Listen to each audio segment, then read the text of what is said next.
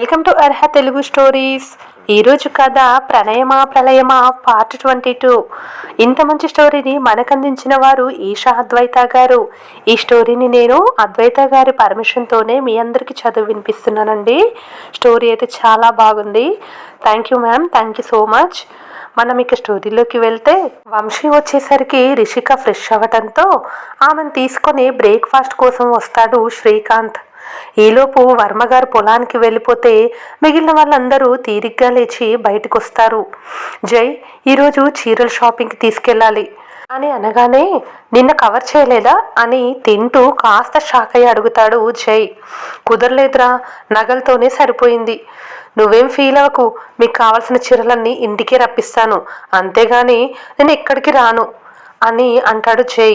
నువ్వేమైనా ఇంట్లో గుడ్లు పెడుతున్నావా? ఎప్పుడు చూడు రాను రాను అంటూ ఉంటావు, ఒకటే కాకిగోల అని విసుక్కుంటుంది బామ్మ. బామ్మ వైపు అంతకంటే విసుగ్గా చూసి, మీరు నగలకే అంత టైం తీసుకున్నారంటే చీరలకి ఖచ్చితంగా 2 రోజులు తీసేసుకుంటారు. నేను రాను అంత టైం అని అంటాడు చేయి.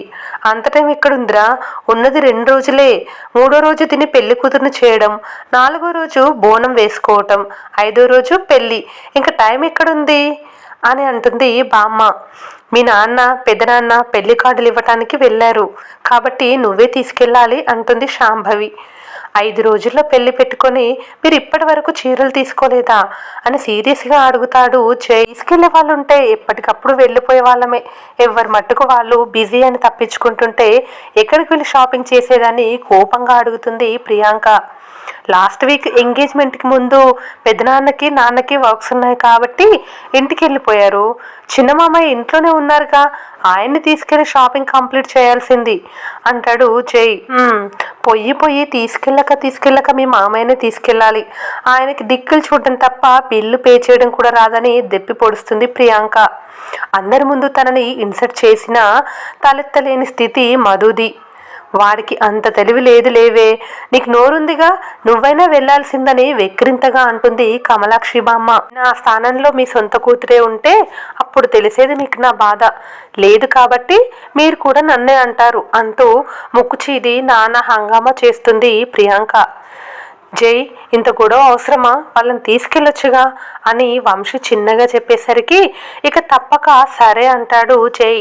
చిన్నత్తోయ్, ఇక కాసేపు నువ్వు ట్యాప్ కట్టేస్తే మనం స్టార్ట్ అవుదాం అని అంటూ, కానీ ఈవినింగ్ 6 వరకు మాత్రమే మీకు టైం, ఎంత షాపింగ్ చేస్తారో మీ ఇష్టం, కానీ 4-5 షాపులు తిప్పితే మాత్రం అస్సలు రాను అని జై అంటుంటే, ఆ మాట అన్నావు బాగుంది హైమా, త్వరగా తినేసి వెళ్ళి త్వరగా రెడవ్వని ఆర్డర్ వేస్తుంది ప్రియాంక వెలిగిపోతున్న మొహంతో.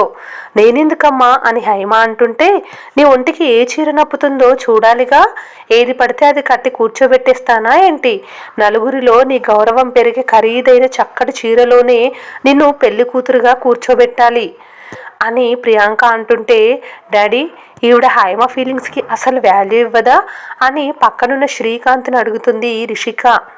చూస్తుంటే అలాగే ఉందిరా, ఖరీదైన నగలు తీసుకొచ్చారు కానీ అవి తనకి నచ్చాయో లేదో అడగడం కూడా మర్చిపోయినట్టే అనిపిస్తోంది. ఖరీదైన నగల్లో అందమైన చీరలో తన కూతురు గొప్పగా కనిపించాలనుకుంటోంది కానీ ఆమె మొహంలో నవ్వు ఉందో లేదో పట్టించుకోవటం లేదు.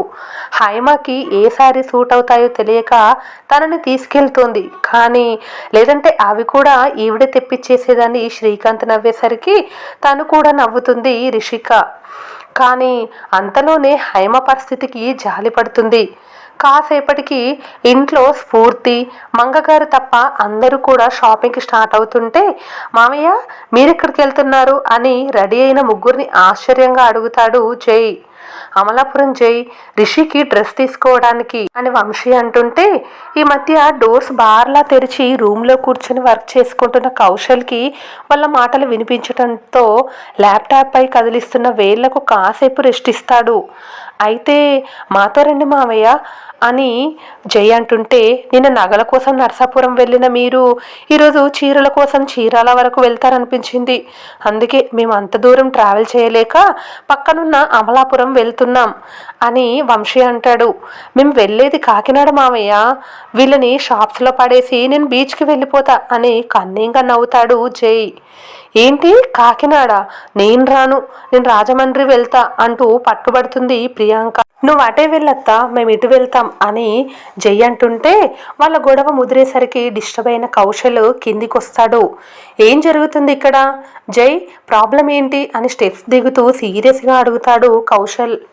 షాపింగ్ ప్రాబ్లం అన్నయ్య, కొందరు కాకినాడ అని కొందరు రాజమండ్రి అని మధ్యలో ఉన్న నన్ను తినేస్తున్నారు అని జై అంటుంటే, అవును కౌశల్ షాపింగ్కి వెళ్తున్నావు, నువ్వు ఎలాగో రావు కదా అని నిన్ను పిలవలేదని దెప్పినట్టు అంటుంది శాంభవి.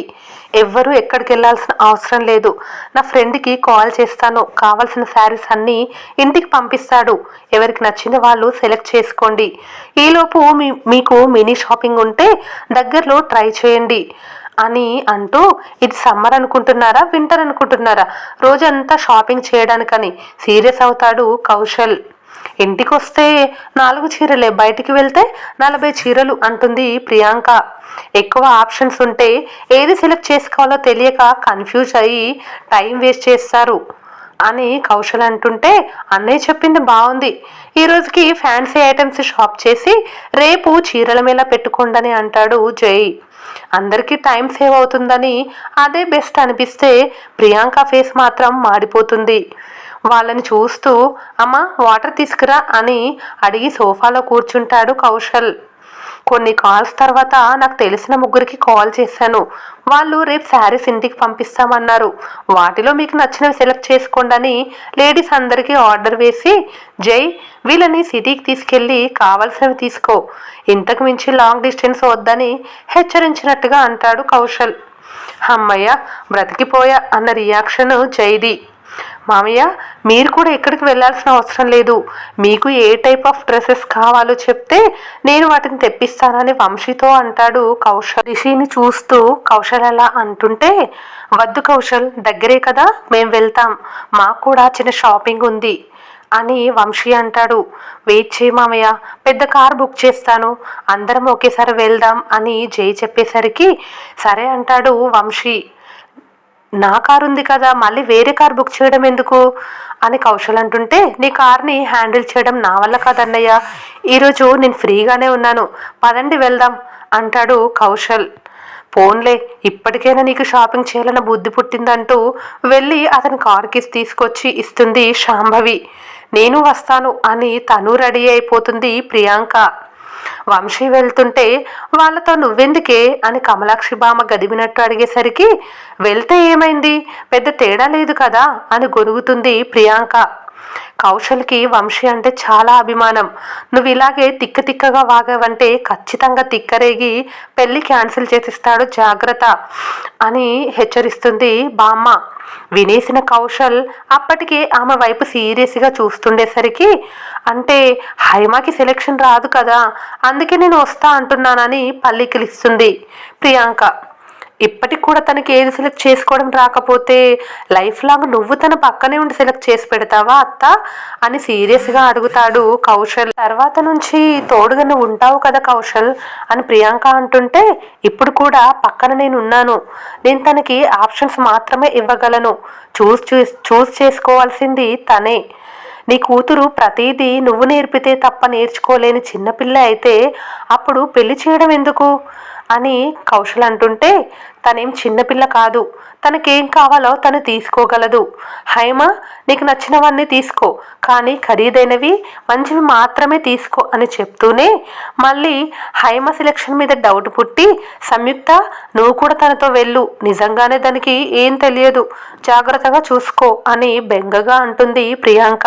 అది అలాగే వాగుతుంది అంటూ బామ్మ ఓ లిస్ట్ ఇచ్చి కావలసినవన్నీ తీసుకో అని సంయుక్తకి చెప్తుంది. సరే అని బామ్మకి చెప్పి వెళ్దామా అన్నట్టు హైమ వైపు చూస్తుంది సంయుక్త. వంశీ, శ్రీకాంత్, రిషి మిడిల్లో కూర్చుంటే హైమ, సంయుక్త బ్యాక్ అడ్జస్ట్ అవుతారు. ఇక కౌశల్ డ్రైవ్ చేయగా జై అతని పక్కన సెటిల్ అవుతాడు. ఈలోపు ఇంట్లో ఉన్న లేడీస్ అందరూ మిగిలిన అరేంజ్మెంట్స్లో బిజీగా ఉంటారు. ఎప్పుడూ లేనిది కౌశల్ కొత్తగా అన్నింటిలో ఇంట్రెస్ట్ చూపిస్తుంటే అదంతా రిషి కోసమేనని మనసులో మూల డౌట్ కొడుతుంది హైమాకి. కానీ కౌశల్లో అత్యుత్సాహము లేక అది నిజమా అన్నది నిరూపణ అవ్వదు. అలా కారు అమలాపురం రోడ్స్ మీద సర్వే చేస్తుంటే ఎక్కువసేపు సైలెంట్గా ఉండలేని జే వెనక్కి తిరిగి మామయ్య అంటూ వంశీని కదిలిస్తాడు. ఏం గుర్తొచ్చిందిరా అని వంశీ అంటుంటే, మీరు ఎక్కడికి వెళ్ళినా మీ ముగ్గురే వెళ్తారా అని జయ అడుగుతాడు. హా, ఎందుకు అలా అడిగావు? ఒకరు వెళ్ళి మిగిలిన ఇద్దరు సెలెక్ట్ చేయొచ్చు కదా అని జై అంటాడు. ఇప్పుడు కూడా అదే చేస్తున్నాం అని అంటే అర్థం కాలేదు అని జై అడుగుతాడు. బావా, డాడీ మా ఇద్దరికి సెలెక్ట్ చేస్తారు, మరి నువ్వెందుకు ఇంట్లో కూర్చోక అని జై అంటాడు. ఐ లవ్ ట్రావెలింగ్ బావా, ఖాళీగా ఇంట్లో కూర్చోలేను, కొత్త ప్లేస్లో అడ్జస్ట్ అవ్వలేను. శ్రీకాంత్ డాడీకి కూడా మీ ఇల్లు కొత్త కాబట్టి తాతగారితో ఇబ్బంది అవ్వకుండా మేము కూడా షాపింగ్కి వచ్చేసాం అని రిషిక చెప్తుంటే, హే రిషి, నీ గురించి తెలుసుకునే కొద్దీ చాలా ఇంట్రెస్టింగ్గా ఉంది, ఇంకొన్ని విషయాలు చెప్పు పాప అని జై అడుగుతాడు. నా గురించి నువ్వు తెలుసుకున్నవేమున్నాయి, అక్క కోసం తెలుసుకో అని రిషిక అంటుంటే, తను నా మిర్రర్, తన గురించి నాకు అన్నీ తెలుసు అని జై అంటాడు. అవునా, అక్క ఫేవరెట్ కలర్ చెప్పు అని రిషిక అడిగితే వైట్ అండ్ రెడ్. నిజమా అక్క అని సంయుక్తను అడుగుతుంది రిషి. అవును రిషి, మా ఇద్దరి మధ్య ఎలాంటి సీక్రెట్స్ ఉండవు, నా బ్రెయిన్లో రన్ అయ్యే థాట్స్ కూడా జై చెప్పగలడు అని సంయుక్త అంటుంటే, అయితే మీరిద్దరూ ఒకరినొకరు కంప్లీట్గా చదివేసుకున్నారన్నమాట అని రిషిక అంటుంటే, హా, అయితే మీ ఫస్ట్ లవ్ ఎవరు అని రిషిక అడుగుతుంది. అక్క, బావా, ఫస్ట్ లవ్ ఎవరో చెప్పాలి అని రిషిక అంటుంటే, ఫ్యామిలీ కాకుండా తను ఎవరిని లవ్ చేయలేదు రిషి అని జై గురించి సంయుక్త చెప్తుంది. ఇప్పుడు బావా నువ్వు చెప్పు అని రిషిక అడిగితే, సంయుక్త లవ్కి మిలియన్స్ ఆఫ్ మైల్స్ దూరంలో ఉంటుంది, పోనీ అట్లీస్ట్ ఫస్ట్ క్రష్ ఎవరు అని రిషిక అడుగుతుంది. క్రష్ అంటే ఏంటి రిషి అక్క అని సందేహంగా అడుగుతుంది హైమ. డిగ్రీ చదివావు, నీ క్రష్ అంటే కూడా తెలియదా అని రిషిక అంటుంటే, తెలియదు అని చెప్తుంది హైమ. ఒకరు మనకి చూడగానే చాలా నచ్చేశారనుకో, అదే క్రష్, అది వాళ్ళకి చెప్పాలనిపించదు, అలాగే ఎక్కువ రోజులు ఆ ఫీలింగ్ క్యారీ చేయాలనిపించదు, షార్ట్ టర్మ్ ఫీలింగ్ అన్నమాట అని రిషిక చెప్తుంటే, ఓ ఇంత బాగా చెప్తున్నావంటే నీకు ఫస్ట్ క్రష్ ఉన్నారా అని అడుగుతుంది హైమ. అలా అడగగానే తన కళ్ళను కాస్త పైకెత్తి ఫ్రంట్ మిర్రర్లో కనిపిస్తున్న రిషిని చూస్తాడు కౌశల్. అంత స్ట్రాంగ్ ఫీలింగ్ ఎప్పుడు ఫీల్ అవ్వలేదు హైమ అని రిషిక చెప్తుంటే, పెద్దనాన్న ఉన్నారని తప్పించుకోవటానికి అబద్ధం చెప్తున్నావా, అంత లేదు అని అడుగుతుంది హైమ. లేదు, నేను వాళ్ళ దగ్గర ఏమీ దాచను, నాకు వచ్చే లవ్ కార్డ్స్ రోజెస్ కూడా తీసుకొచ్చి నేను మా డాడీకి ఇస్తాను, మా మధ్య సీక్రెట్స్ ఏమీ ఉండవు అని చెప్తుంది రిషిక. అయితే నువ్వు స్పెషల్గా గుర్తుపెట్టుకున్న పర్సన్ ఇప్పటి వరకు ఎవరూ లేరన్నమాట అని నవ్వుతూ అడుగుతాడు జై. స్పెషల్ అంటే అని కాసేపు ఆలోచించి, ఒకరున్నారు అంటుంది నార్మల్గా. ఎవరు రిషి అని తమకు తెలియని ఆ వ్యక్తి ఎవరో అర్థం కాక అడుగుతాడు శ్రీకాంత్. నేను లాస్ట్ ఇయర్ హైదరాబాద్ నుంచి రాజమండ్రి వస్తుంటే స్టేషన్లో ఒకరు పరిచయం అయ్యారు డాడీ, సేమ్ బర్త్, తను నాకు చాలా హెల్ప్ చేశాడు, నిస్సహాయంగా ఉన్న అమ్మాయిని టీచ్ చేసి ఇబ్బంది పెట్టే వాళ్ళ మధ్య తను జెంటిల్మ్యాన్లా కనిపించాడు. నేను ట్రైన్ మిస్ అవుతానని ఏడుస్తుంటే నా లగేజ్ మోసి హెల్ప్ చేసి ధైర్యం చెప్పాడు. తర్వాత ఇద్దరిది సేమ్ బర్త్ అయినా ఎక్కడ పులిహోర మిక్స్ చేయకుండా చాలా డీసెంట్గా బిహేవ్ చేశాడు. నేను ఇబ్బంది పడకుండా తను అడ్జస్ట్ అయ్యాడు. I liked his character. నేను చివరిగా చూసింది తననే, అందుకే కాస్త స్పెషల్గా బ్రెయిన్లో స్టోర్ అయ్యాడు అని రిషిక చెప్తుంటే, చివరిగా చూసావా, మళ్ళీ చూడలేదా అని సందేహంగా అడుగుతుంది సంయుక్త. ఆ రోజే నాకు యాక్సిడెంట్ జరిగిందని రిషి నార్మల్గా చెప్తే కౌశల్ మాత్రం సడన్ బ్రేక్తో కార్ ఆపేస్తాడు. ఫ్రెండ్స్, ఈరోజు ఈ స్టోరీ పైన మీ విలువైన అభిప్రాయాన్ని కామెంట్ రూపంలో తెలియచేయండి. అలాగే స్టోరీ నచ్చితే ప్లీజ్ లైక్ చేసి సబ్స్క్రైబ్ చేసుకొని మరికొంతమందికి షేర్ చేయండి. Thank you for watching.